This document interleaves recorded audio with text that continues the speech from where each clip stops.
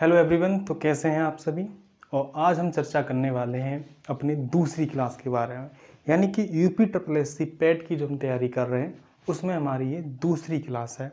और दूसरी क्लास में हमने स्टैटिक का पोर्शन उठाया है, यानी जीएस का ही मान सकते हैं आप, रामसर स्थल। क्यों उठाया है? क्योंकि वर्तमान में अभी हाल ही में 10 नए रामसर स्थल भारत में घोषित किए गए हैं। इसलिए ये एग्जाम की दृष्टि से काफ़ी ज़्यादा महत्वपूर्ण होने वाला है कि आखिर 10 नए रामसर स्थल कौन से हैं। उनसे क्वेश्चन आपके एग्जाम में बन सकता है कि आखिर ये कौन सा है, किस जगह है, कहाँ पे है, कब बना, किस ईयर में बना, इन सब के बारे में क्वेश्चन हो सकता है। क्लियर बात है? चलो चर्चा करते हैं आगे इसके बारे में। तो जैसा कि मैंने हेडिंग लगा रखी है रामसर स्थल, यानी कि इसे हम रामसर स्थल भी कहते हैं, आर्द्र भूमि भी कहते हैं, नव भूमि भी कहते हैं और वेटलैंड्स भी कहते हैं। अब क्या मतलब है इनकी घोषणा करने का? तो कहने का मतलब है कि जितनी भी हमारी नदी हैं, झीलें हैं, पर्वत हैं, यानी कि जैव विविधता के जो भी साधन हैं, वो जल्द ही कुछ समय वर्ष बाद क्या हो जाएंगे, विलुप्त हो जाएंगे। तो उन्हें कंजर्व करने के लिए हमने क्या किया है, रामसर स्थल घोषित किया है। यानी रामसर नाम क्यों है उसके बारे में चर्चा बाद में करता हूँ। उन्हें हम क्या बोला है, वेटलैंड्स बोला गया है।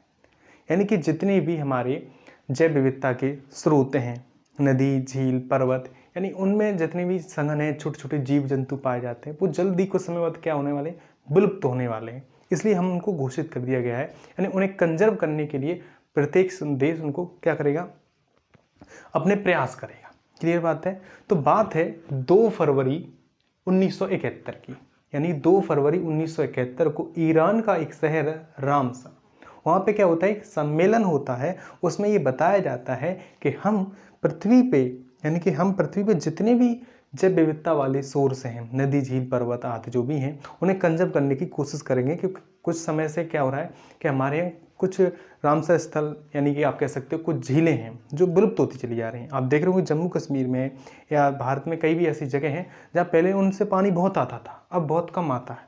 कुछ झीलें थी जिसमें पहले पानी था, अब नहीं है। तो उन्हीं कारण क्या है, कंजर्व करने की कोशिश की जा रही है। क्लियर बात है?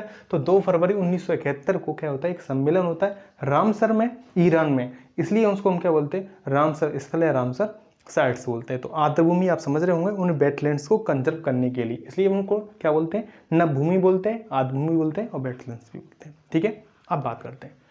तो 2 फरवरी 1971 को सम्मेलन होता है। उसी कारण से प्रत्येक 2 फरवरी को क्या मनाते हैं, विश्व आर्द्रभूमि दिवस, यानी बर्ड वेटलैंड्स डे मनाते हैं। क्लियर बात है? आगे हम बात करते हैं। तो 2022 में ही मनाया गया, बिल्कुल मनाया गया। तो 2022 में उसकी थीम क्या थी, wetlands action for people and nature. ये क्वेश्चन के लिए इंपॉर्टेंट है, थीम पूछी जा सकती है। तो wetlands action for people and nature. Clear बात है? चलिए, भारत इसमें कब शामिल होता है? तो भारत शामिल होता है 1 अक्टूबर 1981 को। कब होता है? 1 अक्टूबर 1981 को। भारत में सबसे पहले कौन सा रामसर स्थल घोषित किया गया? तो चिल्का झील, जो आपको पता है भारत की खारे पानी की सबसे बड़ी झील है। कौन सी? चिल्का झील। कहाँ पे है? उड़ीसा में।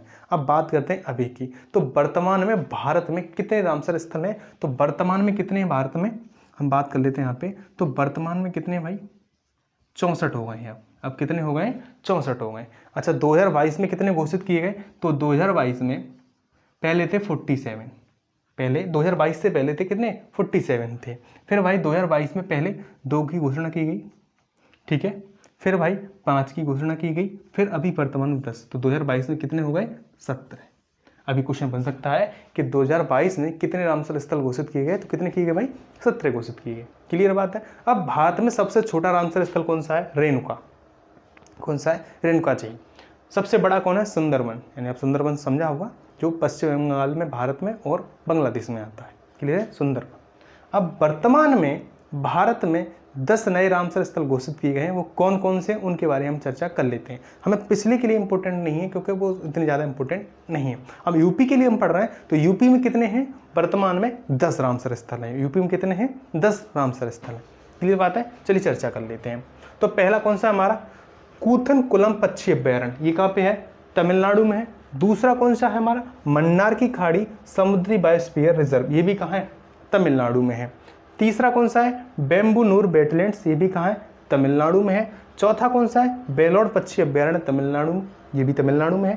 पांचवा है वेदानांथल पक्षी अभ्यारण्य, ये भी कहाँ है? तमिलनाडु में। ज़्यादातर इस बार जो घोषित किए हैं वो कहाँ पे है? तमिलनाडु में ही है। छठवां जो है उदय मार्थंदमपुरम पक्षी अभ्यारण्य, उदय मार्थंदमपुरम पक्षी अभ्यारण्य, ये थोड़ा सा नाम थोड़ा टिपिकल है, आप कर सकते हैं इसे। 7वां कौन सा है? सिरपुर वेटलैंड्स, ये भी कहाँ है? मध्य प्रदेश में है। 8वां है सप्तकोशिया गार्ज, ये कहाँ है? उड़ीसा में है। 9वां है नंदा झील, जो काफी गोवा में है। और 10वां है रंगनाथिट्टू पक्षी अभ्यारण्य, ये कहाँ है? कर्नाटक में। आप स्क्रीनशॉट ले सकते हैं, जिसको आपकी इंपॉर्टेंट है। क्लियर बात है? चलिए, तो ये क्या थे? 10 नए रामसर स्थल भारत में घोषित किए गए, जो एग्जाम की दृष्टि से काफ़ी ज़्यादा इंपॉर्टेंट होने वाले हैं, यानी कि जरूर एक न क्वेश्चन बन सकता है। क्लियर बात है? उम्मीद है आज की वीडियो आपको अच्छी लगी होगी। अगर अच्छी लगती है तो लाइक कीजिए, चैनल को सब्सक्राइब कीजिए। Thank you so much.